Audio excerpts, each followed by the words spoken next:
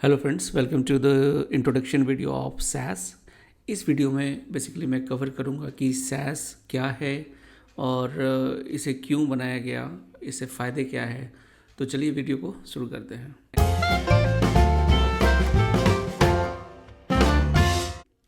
सबसे पहले मैं जो टॉपिक्स हैं उन जो मैं कवर करने वाला हूँ उसके बारे में आपको बताता हूँ। तो सबसे पहले हम डिस्कस करेंगे कि सैस होता क्या है, और नेक्स्ट हम डिस्कस करेंगे कि किसने सैस को इन्वेंट किया।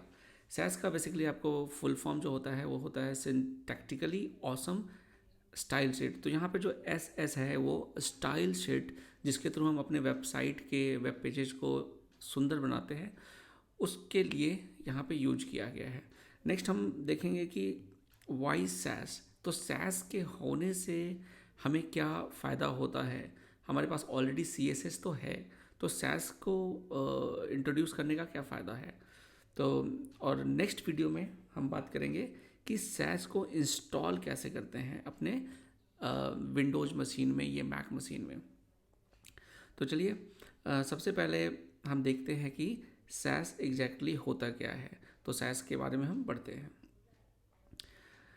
What is SaaS. तो सैस का जो सबसे पहले मैं आपको बताऊं फुल फॉर्म, जैसे मैंने आपको बताया, इसका फुल फॉर्म होता है सिंटैक्टिकली ऑसम स्टाइल शीट। तो यहाँ आप देख सकते हो कि सिंटैक्टिकली ऑसम स्टाइल शीट तो बेसिकली आपकी जो स्टाइल शीट को एक पावर दे देता है और ये एक ऑसम स्टाइल शीट बन जाता है। ऑसम कहने का मतलब है कि इसमें इतने सारे फीचर्स हैं सैस के थ्रू, तो आपका जो CSS जो आप लिखते हो उसमें बहुत उस CSS को मैनेज करना काफ़ी आसान हो जाता है। तो आने वाली वीडियोस में मैं जब आपको वेरिएबल्स, मिक्सेंस, इनहेरिटेंस, नेस्टिंग, ये सब चीज़ें जो बताऊंगा, तो उससे आपको चीज़ें क्लियर होंगी कि क्या फ़ायदा है सैस का। ओके, तो यहाँ पे फर्स्ट पॉइंट हमारा CSS एक्सटेंशन लैंग्वेज। सो सैस बेसिकली एक CSS एक्सटेंशन लैंग्वेज है। तो पहली चीज़ की एक लैंग्वेज है जिसके थ्रू आप CSS को एक्सटेंड कर सकते हो, मतलब CSS को पावरफुल बना सकते हो, राइट। तो यहाँ पर आप देख सकते हो मैंने लिखा है कि सैस जो है आपका बहुत ही एक मैच्योर है। मैच्योर क्यों है? क्योंकि ये 2006 में बनाया गया, तो ऑलरेडी इसको 15-16 साल हो चुके हैं। ये एक स्टेबल लैंग्वेज है, ये एक powerful professional grade CSS extension है। So it is very very powerful. आने वाले वीडियो में जब मैं आपको एग्जांपल्स करके दिखाऊंगा तो आपको समझ में आएगा कितना पावरफुल है सैस। तो जब आप सैस को यूज करना शुरू कर दोगे तो आप CSS यूज करना फिर भूल जाओगे। चलिए नेक्स्ट हमारा है CSS प्री प्रोसेसर। तो जो सैस है वो प्री प्रोसेसर है। प्री प्रोसेसर का क्या मतलब होता है? प्री प्रोसेसर बेसिकली एक आपका प्रोग्राम होता है जिसके थ्रू आप CSS जनरेट करते हो। तो यहाँ पर सैस के थ्रू हम क्या जनरेट करते हैं? CSS। तो बेसिकली मेन मोटिव क्या है सैस का कि CSS को कैसे आप जनरेट कर सकते हो।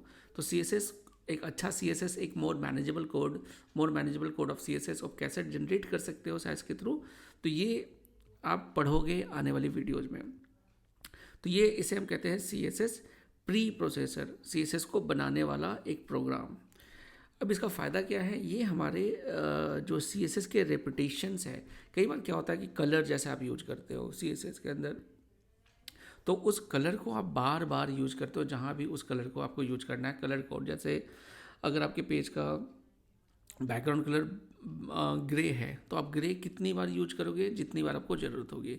तो यहाँ पर उस ग्रे को आप बार बार यूज करते हो, राइट। और यहाँ पर क्या है कि अगर आपका ग्रे चेंज हो जाता है फॉर एग्जांपल सिल्वर में, तो आपको पूरी वेबसाइट में जहाँ भी ग्रे है उसको रिप्लेस करना होता है। तो ये सारी चीज़ों का ध्यान रखा गया है सैस के अंदर। यहाँ पर एक ही जगह आपने चेंज करना है इसे हम बेसिकली हम वेरिएबल्स के अंदर स्टोर कर लेते हैं। तो आने वाली वीडियो में वो भी हम देखेंगे। तो बेसिकली ये आपके CSS के रेपुटेशन को कम करता है, इससे आपका समय भी बचता है और आपका कोड मैनेजेबल होता है। तो ये भी क्लियर हो गया। फुल फॉर्म हमने बताया हुआ है आपको।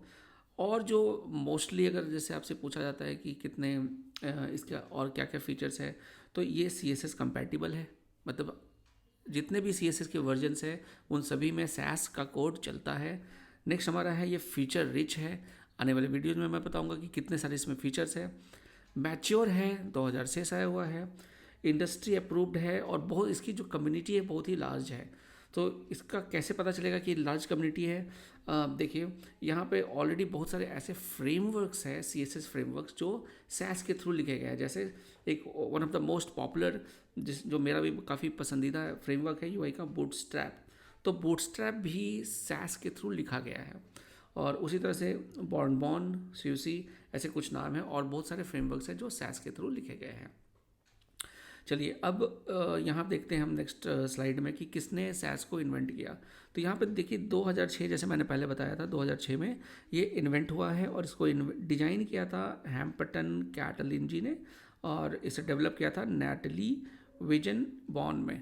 ठीक है, तो ये इन लोगों ने इनसे इन्वेंट किया था 2006 में। अब नेक्स्ट हमारा है कि वाई SaaS। तो जैसे मैंने आपको बताया कि क्यों हम SaaS को यूज करते हैं, हमने बताया था इसका इट सेव्स टाइम।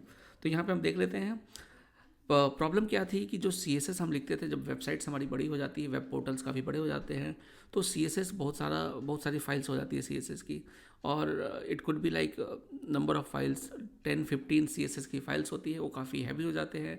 जैसे मैंने आपको कलर का एग्जांपल दिया था, एक ही कलर मल्टीपल प्लेसेस में यूज हो रहा है, वो बहुत सिंपल एक तरीका है जिससे मैं आपको समझा रहा हूँ।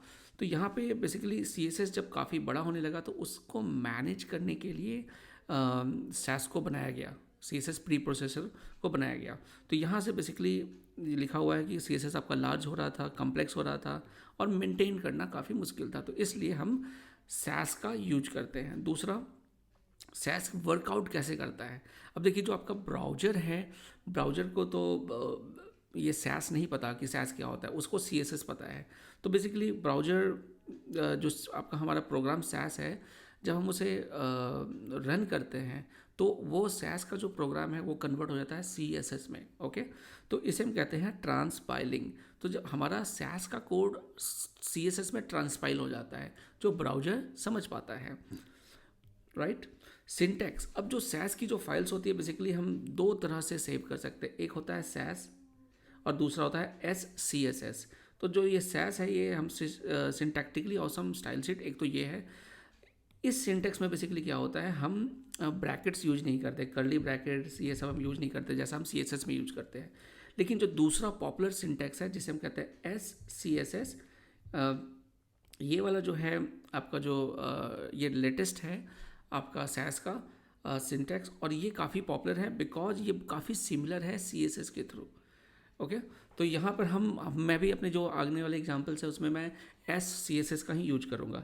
जो अदर फीचर्स है आपके SaaS के, वो है कि CSS कंपैटिबल, आई गेस मैंने कवर कर लिया है। Feature rich, mature, industry approved, large community of frameworks, ये चीज़ें मैंने ऑलरेडी आपका कवर किया हुआ है। तो एक एग्जाम्पल मैंने यहाँ पे हाईलाइट किया है, इसे भी आप देखते हैं। तो यहाँ पर बेसिकली देखिए ये आपका SCSS का सेक्शन है और ये आपका CSS है। यहाँ पे हमने नेस्टिंग किया है SCSS का। नेस्टिंग का मतलब क्या है कि सेक्शन के अंदर, ये देखिए यहाँ सेक्शन स्टार्ट किया है, यहाँ एंड किया है, और इस सेक्शन के अंदर हमने दो प्रॉपर्टी ली है, हाइट एंड विड्थ। तो यहाँ पर देखिए हमारा CSS बन के आ गया हाइट एंड विड्थ। लेकिन इस सेक्शन को देखिए, जब हम CSS लिखते हैं तो हम क्या करते हैं, हम रिपीट करते हैं। सेक्शन के अंदर अगर कोई क्लास 1 हो तो सेक्शन के अंदर क्लास 1 हो, बटन 1 हो, इस तरीके से, राइट। लेकिन यहाँ पर अगर आप देखो, यहाँ हमने नेस्टिंग किया है, सेक्शन को हमने एक ब्रैकेट में लिखा है, उसके अंदर हाइट विड्थ दी है, और उसके बाद यहाँ पे जो हमने क्लास लिया है क्लास 1, इस क्लास 1 को हमने नेस्ट किया है सेक्शन के अंदर। ओके, और यहाँ पर अगर आप देखो तो इसको हमने अलग लिखा है, और इसी क्लास 1 के अंदर अगर कोई हमारा एक बटन क्लास 1 के अंदर वो बटन है, तो यहाँ पे हमने सारा का सारा नेस्ट कर दिया है। ये देखिए, ये मैं इसको क्लीन करके आपको दिखा देता हूँ, तो यहाँ से आपको क्लियर हो जाएगा कि ये किस तरीके से नेस्टिंग की हुई है। ऑलराइट, तो यहाँ पर ये हम नेस्टिंग इस तरीके से कर रहे हैं। आने वाले वीडियो में मैं आपको प्रैक्टिकली सारे एग्जांपल्स करके दिखाऊंगा विंडोज़ मशीन पे, तो वहाँ से चीज़ें आपको क्लियर होगी कैसे करते हैं। तो नेक्स्ट वीडियो में बेसिकली हम इंस्टॉलेशन ऑफ SaaS देखेंगे कि किस तरीके से हम SaaS को अपने विंडोज़ में, मैं बेसिकली आपको बताऊँगा तो विंडोज़ में कैसे हम इसे इंस्टॉल करते हैं। और बेसिकली इसका एक NPM पैकेज है, उसका लिंक यहाँ पे मैंने मेंशन किया है, SaaS के थ्रू होता है, तो हम NPM के थ्रू ये सीखेंगे कैसे इंस्टॉल करते हैं। तो चलिए मिलते हैं हम नेक्स्ट वीडियो में, और thank you very much. Video अगर पसंद आई हो तो वीडियो को लाइक करें और सब्सक्राइब करें। Thank you.